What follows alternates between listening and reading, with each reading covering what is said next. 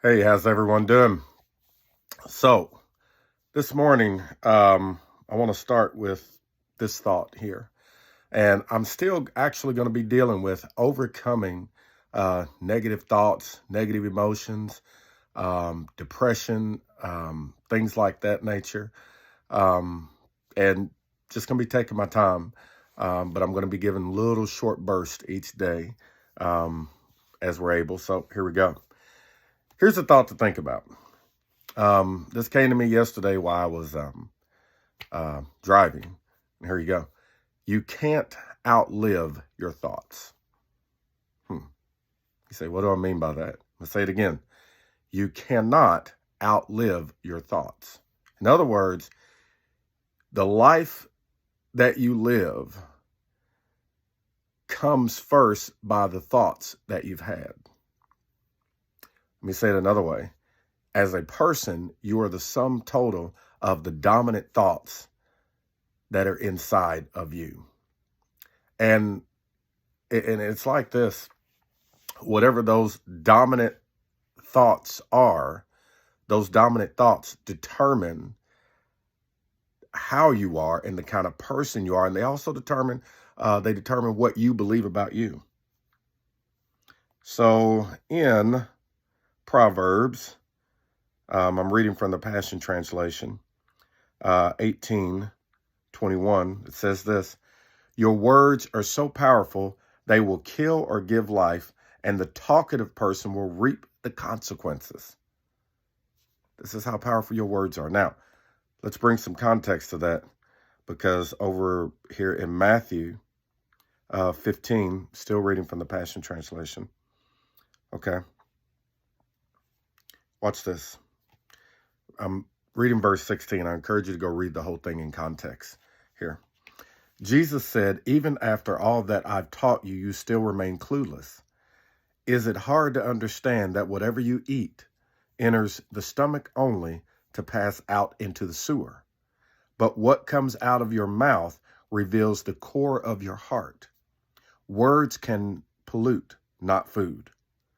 You will find living within an impure heart evil ideas, murderous thoughts, adultery, sexual morality, theft, lies, and slander. Okay, now watch this. Now, by impure heart, here's what I'm not saying, and here's what Jesus isn't saying. It's not saying, like as in Jeremiah, as we've heard in Jeremiah, it says the heart is deceitful above all things and desperately wicked, who can know it? Now, let me tell you something. When you think from any given reference point other than the reference point of your original creator, then yes, you can think and live from a deceitful place. Or it will not be properly representing what the manufacturer had in mind when they created it, okay? So it would be like any product, Jiffy, okay? Jiffy peanut butter, okay? It would be like somebody putting Jack's peanut butter or something. I don't know. And the point is that, okay, this is not representing us. This is misrepresentation because we did not name it that. Or maybe the ingredients were changed, okay? And it's not what was in the original blueprint and the original recipe from the creator when they made it. Likewise, any thoughts that you have and carry around about yourself that was not in the mind of your creator. And let me just make this simple, okay? John 1 says this, that all things have been made through Jesus, and outside of Jesus, there's nothing that has not been made. So Jesus is the alpha of all creation. Jesus is the stamp of approval of what God thinks of creation, all of creation, okay? So Jesus is our reference point, okay? And so whatever you see in the life of Jesus, whatever you see in the words of Jesus is whatever is true about you. Whatever you don't see in Jesus, whatever Jesus doesn't reference in reference to the Father is not about you. Okay? So here's a clue. Whatever can be said about Jesus can also be said about you. Whatever cannot be said about Jesus also cannot be said about you. Why? Because you're a joint heir with Christ and you are in union with Jesus. And guess what? You didn't do it. Jesus did that. That union that you and Jesus has, Jesus took care of that. Now, it's your responsibility to wake up to the reality of that so you can partake of the benefits of that. Okay?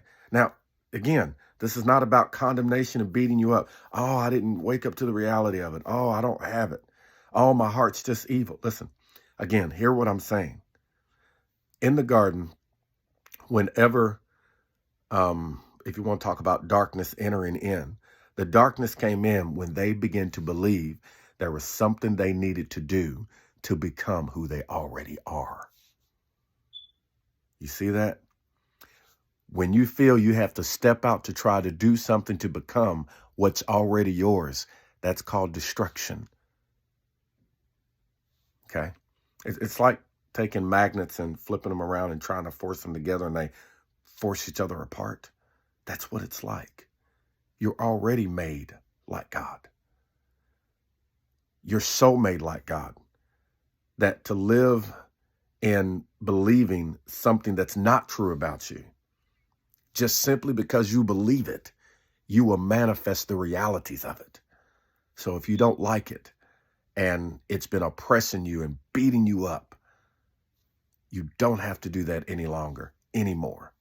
You can start today, right now, this second, and be persuaded that you are accepted and you are loved. Ephesians 1:4 is a really good place to start. That you have been chosen in Christ before the foundation of the world. Okay? So that's all I have time for today. Have a great day. And remember, you are loved.